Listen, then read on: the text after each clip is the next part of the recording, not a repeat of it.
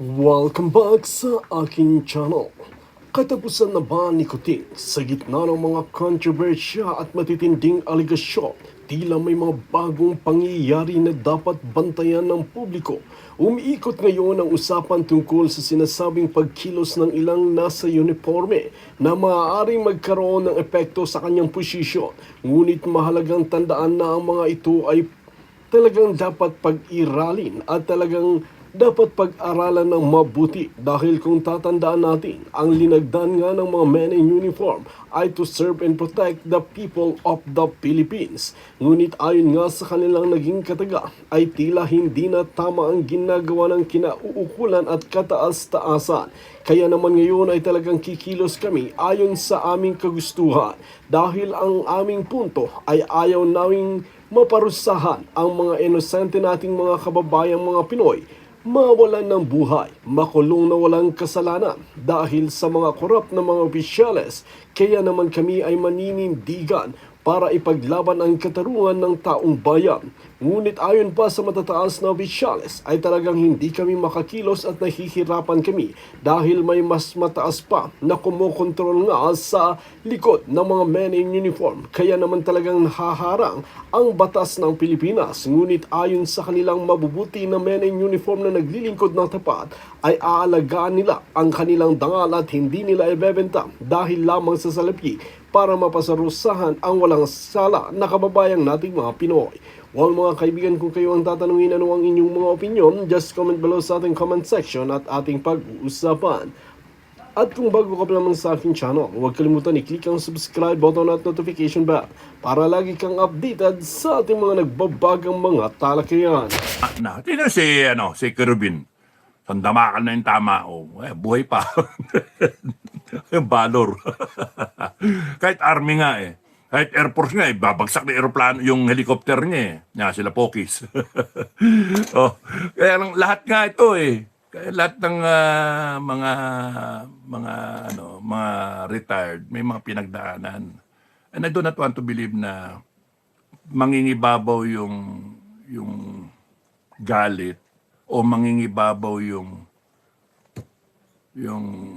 parang wala kayong pinagsamahan. Parang San Miguel Beer, parang Fernando po, ibang may pinagsamahan, di ba? Tunay na kaibigan. So, ang ano ko dyan, I am more of the belief na dumiskarte itong mga to. Naisahan ng administrasyon. Naisahan kayo. Yung pala, di pa nagbabayad. Tapos nanonood sa akin yung admin. Putang na, tama nga, no? Minisan tayo. Huwag niyo bayaran, huwag niyo bayaran. For whatever is worth, no? Matagal naman na nagkaanuhan eh. So, nagkabayaran na yan siguro. Nagpirmahan eh. No? So, bayad na yan. Yun yung ano. Nagsama kayo eh. Tama kayo. Sa amin nga eh, mga magmimista eh. Sa amin magmimista nga eh. Ang iba kong mista to the point na sinasabi na wag ka nang mag-ingay. Huwag ka nang mag-ingay. Bakit? Ba't yung mag-ingay?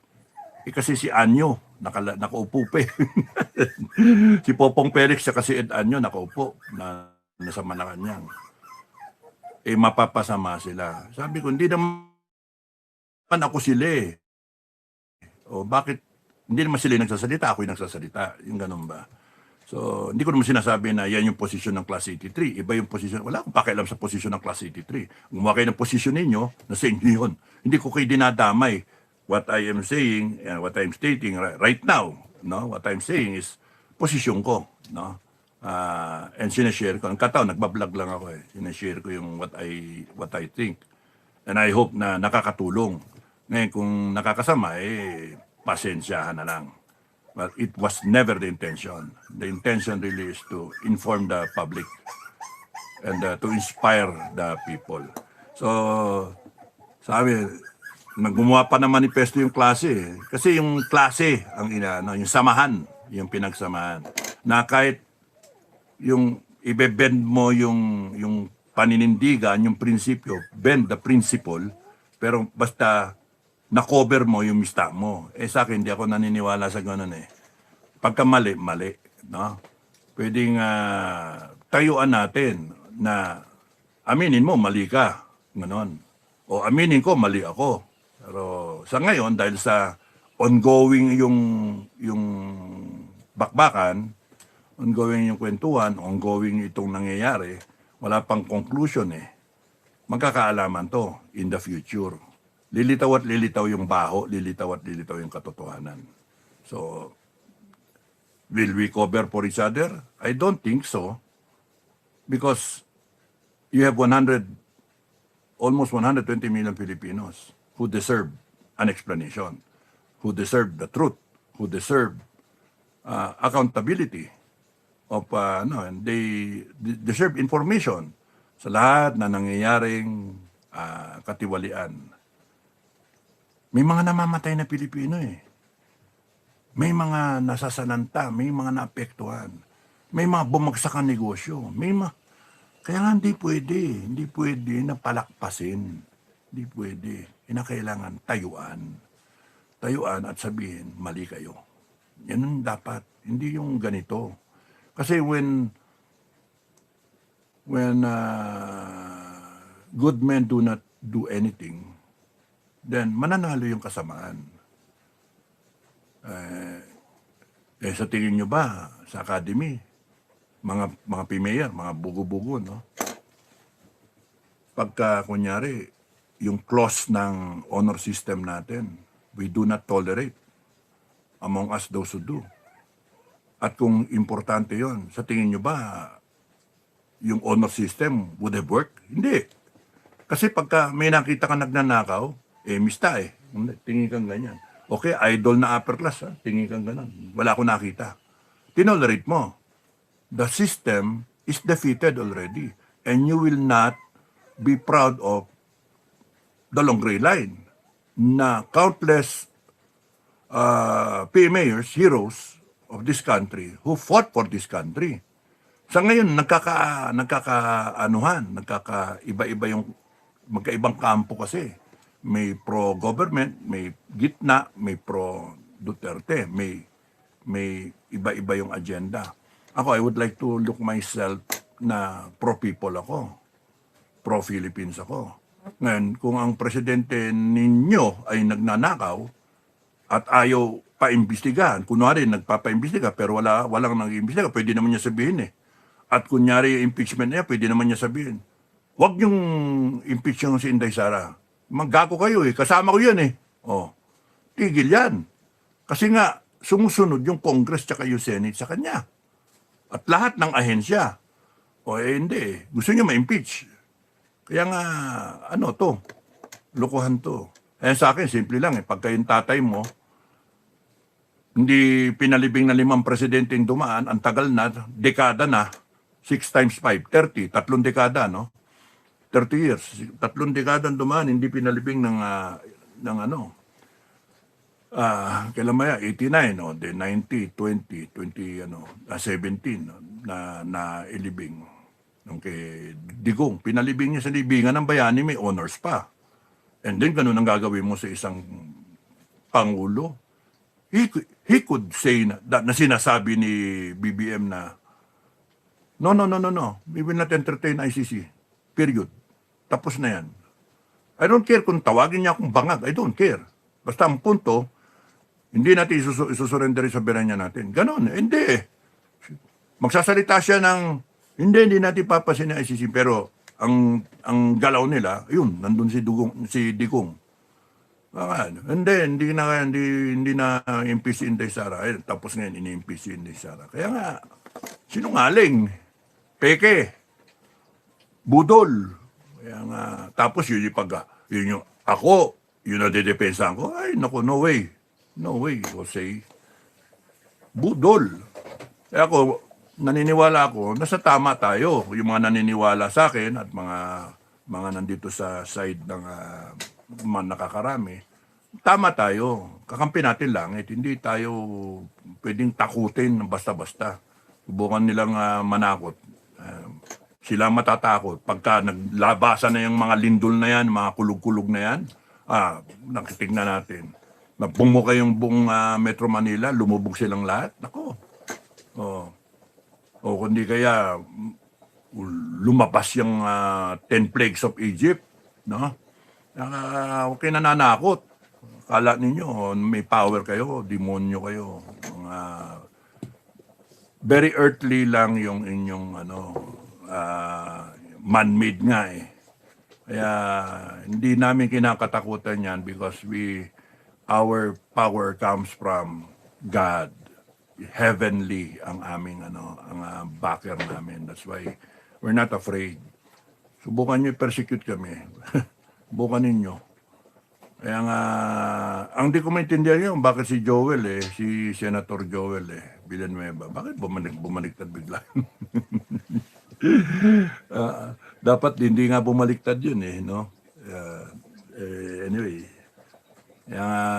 itong mga pangyayari na ito, na bagamat nagtatagal, it shows a lot. We learn a lot. Nakikita natin yung klase ng mga tao sa Congress, sa Senate, sa mga institutions, even sa AFP at sa PNP. And then, kukolektahin niya ng langit lahat. Magkakaroon talaga na reckoning. Yun ang pwede niyong asahan. There will be reckoning. They will not get away with it. Yun yung sa akin. So, ang aking message, wag basta-basta sa mga Marines, wag kayong magagalit. Baka lang nila yan. Diskarte lang nila yan. No? Diskarte lang siguro nila yan. Hindi ako maniwala nung umpisa, iniisip ko, puta na, ba't bumigay? 25 million. Cheap nyo naman. 25 million. Pero 100M. Imagine kung magkakaroon kayo ng parang, sige, tig 2M na tayo. Kung 20 kayo, 40M, may 60 pa. Common fund. No? Okay, whatever. Kung 3M, kunyari, isa sa kanya, isa sa pamilya niya, ganon-ganon. Depende sa usapan, hindi ko alam. Hindi natin alam. Speculation lang to. So, pwedeng ganon. Isipin mo kung meron kang common fund na mga kahit 30M, 40M, kung ginawang common fund yon, laking yon. And then they do not have to, they have confidential and intelligence fund themselves, no? They can reposition, they can prepare for the worst, no? Yung the final battle, they can so parang yung sinasabi ko na merong objective,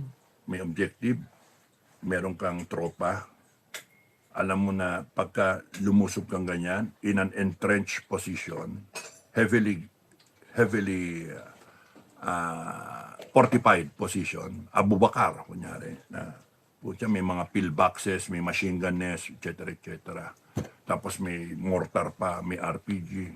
Paano lulusubin yan? Pakyat ka pa. Hirap yun.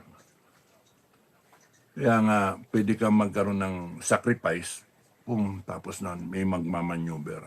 Tapos gagamitan mo na mga diskarte kung paano. So, ang ko dyan pwede. Nag-draw lot siguro sila. Siguro, para speculation. Nag-draw lot sila and then yung apat, ang sinuwerte, sila yung sacrificial lamb. Para pag-usap, pirma. Tapos nun, bungko na, bayad, 25, pasok sa account. O kaya maleta na. And then, common fund, distribution. Kumita tayo. Nakauto tayo, mga putrags mga to. Naisa natin yung maleta gang. And then they're ready.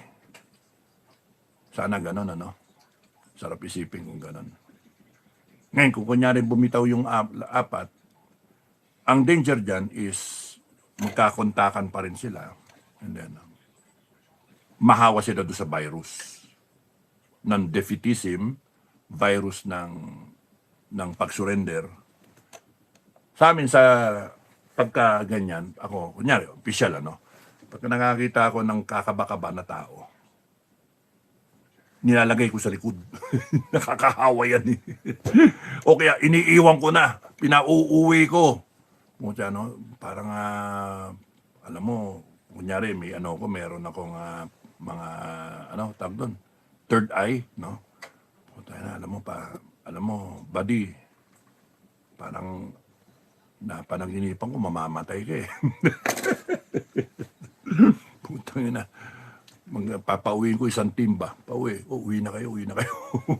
Tingin ko, mamalasing kayo eh.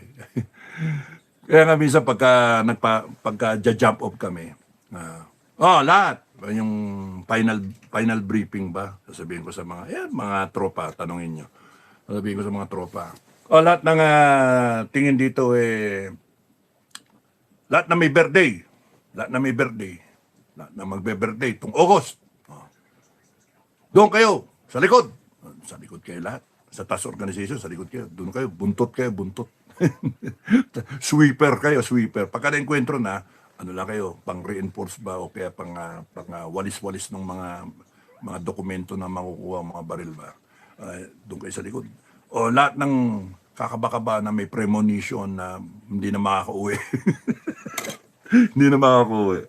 O, doon kayo sa mga may birthday ng August, doon kayo. O kaya yung mga September na birthday, baka punta na. Ayokong pa-operate yung mga ganyan kasi baka hindi umabot sa birthday eh. Konsensya ko pa. So, doon kayo sa likod. Tapos, lahat ng sa tingin nila makakapatay ng mga kalaban. Dito kayo sarap. Sama kayo sa akin. Dito kayo sarap. Spearhead. Ayan. Lagi ko kasama dyan si Manuel eh. Si Sunny Manuel. Sila Soberano. Yan. Sila Niebres. Sila Redoble. Redoble ba yan? Saka yung radyoman ko. Villegas. Minsan meron mo isang nagra-radyoman eh. Si Umadak o kaya si Matias. Si Balyao, yan. Spearhead. Sa Pinoso. Masarap sa Spearhead eh. Kasi pagka may chicks, nauna kami. Misa kasi may mga magugulat kayo, no? May Amazona bigla eh. Hindi kaya pagka may mga buko-buko o kaya mga kamote, ganun ba? O kaya hinog na mangga, hinog na papaya, makakauna. Nalagay na namin sa pack namin. Spearhead nga. Lalo na kung no man's land, ano? Lahat ng sa tingin makakapatay, doon kay sarap. Lagi ako nandun sa harap eh. Na Spearhead. Kasi tingin ko, hindi pa ako mamamatay eh. Was there a time na inisip ko, mamamatay ako, magbe-birthday ako, baka hindi ako hindi. Doon pa rin ako sa harap eh. Nasabihan ako ng mga bata, sir, doon kayo sa likod, birthday mo. Birthday ka. Yun nga, gusto ko eh. Sa harap ako, para baka regaluhan ako ng langit ng maraming enkwentro ba? Daming medalya. Ko. Anyway, ganun yung So, kung sino ang mamalasin, ayan, baka either nag-draw lots yan o nag-volunteer na. Kami na lang ang Anyway, may kasunduan kasi may pinagsamahan. Yun yung keyword. I don't believe Marines, may pinagsamahan eh. Magkakakilala in training kunwari, tsaka sa assignment, tapos nun sa unit ba, and then dito kay Saldico. And then yung decision na i-expose nila yung katiwalian, and then babanggain yung lahat ng tao na yon. That was a decision na kinakailangan mga kababayan, hangaan nyo yun. No? It takes a lot of courage. It takes a lot of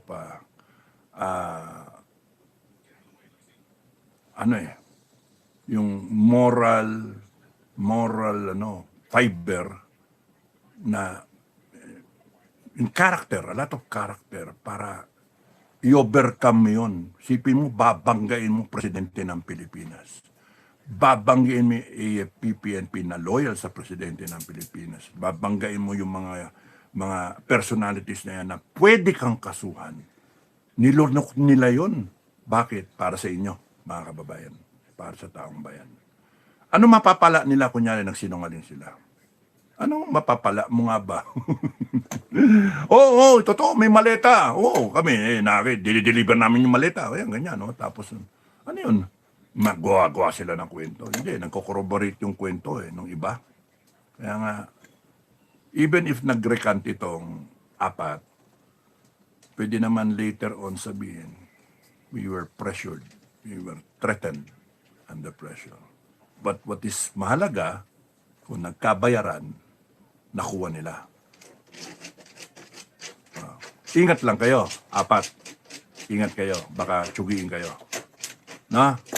Pero with that money, you can safely hide, disappear.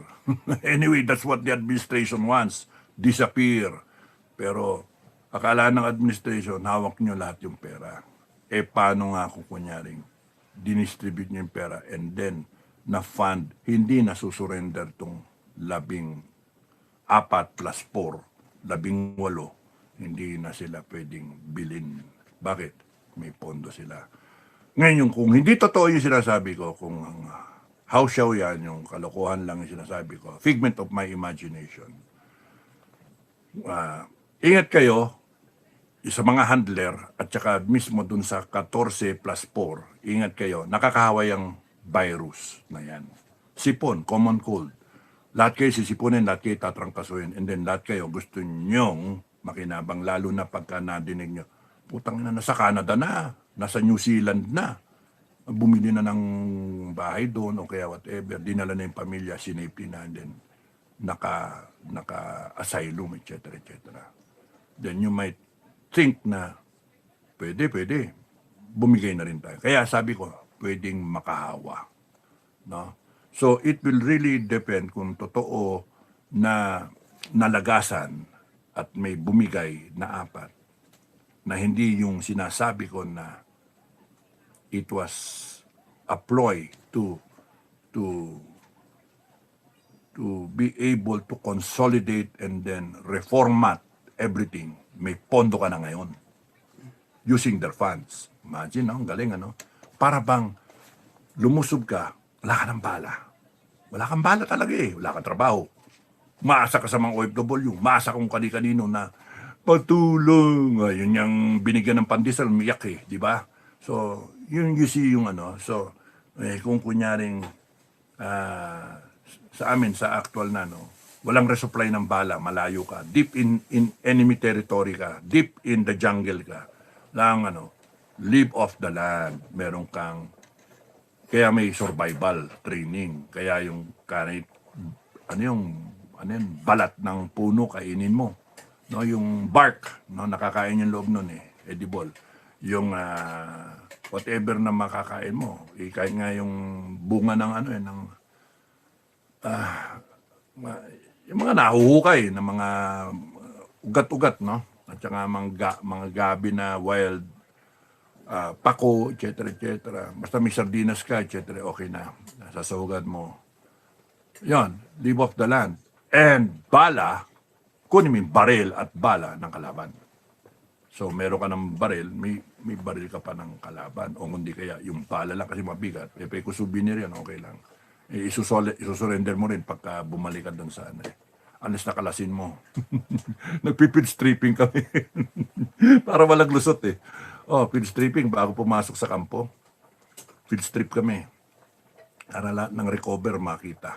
Baka may nagtago, nag-savings So, makikita ka mga pistol, mga ganon. Sa akin, sinasabi ko lang, yung mga bata, sino naka-recover? Sasabihin na, by honesty ba?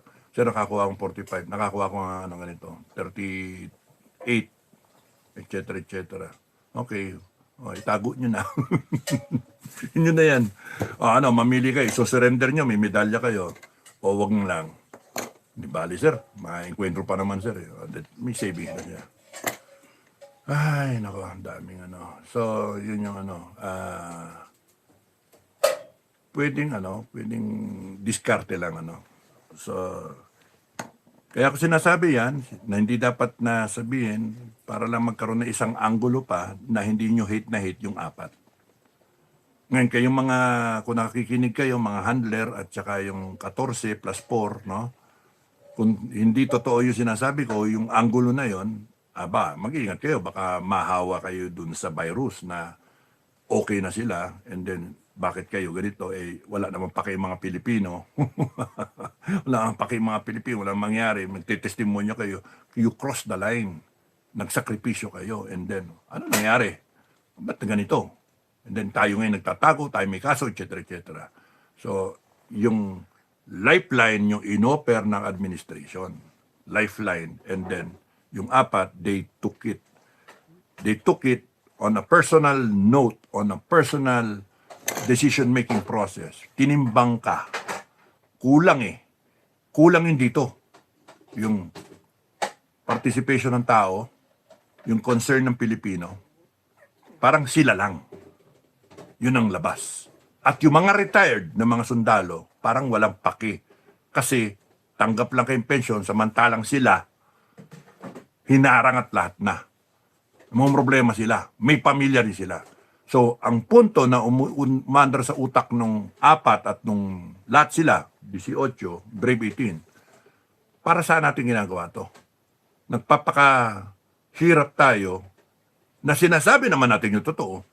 Tapos, tayo pa yung walang niya, tayo sinungaling, tayo pa yung tayo pa ngayon kinakasuhan. Ano pa tayo, yung cyber libel, ang kakapal ng mukha nitong mga nagkakaso, alam naman nilang totoo yung sinasabi natin, pero ginagawa nila yung batas para baliktarin tayo.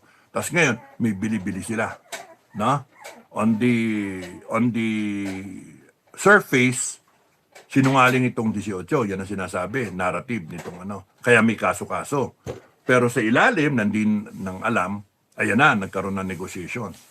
Nagsimula ng 8, 5, 8, tapos ng 10, ngayon 20, 25 million. So, lagay na natin sa 25. O 25, apat yun, 100 million yun. So, imagine, government willing to throw away 100 million. Why? Because, pagka nag-retract, mag-o-offer ng counter affidavit dito sa sinasabi nitong mga nagsasabi na may maletagang, sasabihin naman ito, wala.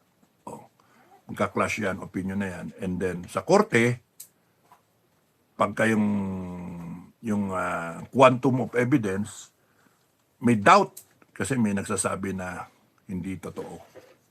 Peke, yung sinasabi nito. So, ewan natin how it will play out sa korte eventually. Pero pagka umikot ang gulo nga in a revolutionary type na government, wala. Tagilid ang mga magnanakaw. So, yun yung ko. Pwedeng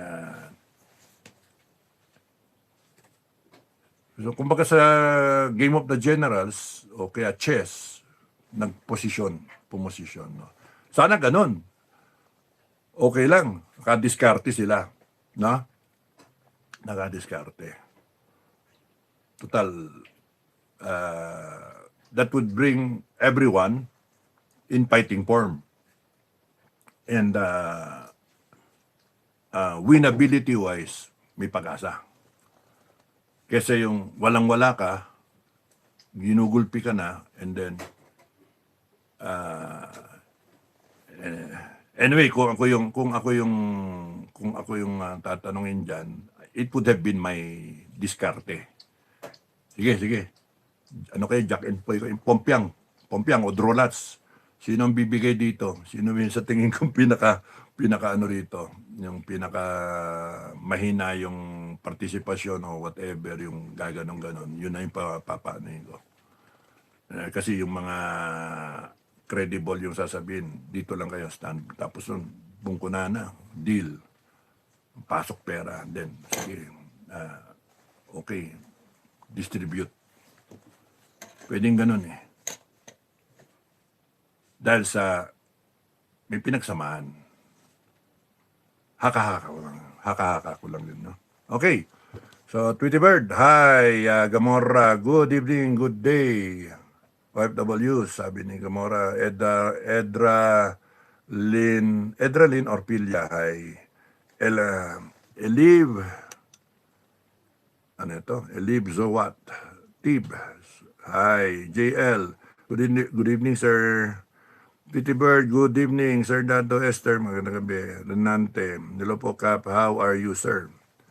Busy ako sa mga tutay. may tinamaan ng sakit eh, namamatay. So, binabantayan ko baka maghawa-hawa eh. Hindi pa naman pwedeng mag-vaccine. So, yon kaya kailangan bantayan. So, ano siya, booster ng immune booster, no. At saka yung malalakas, inaano ko na, pinupurga ko na.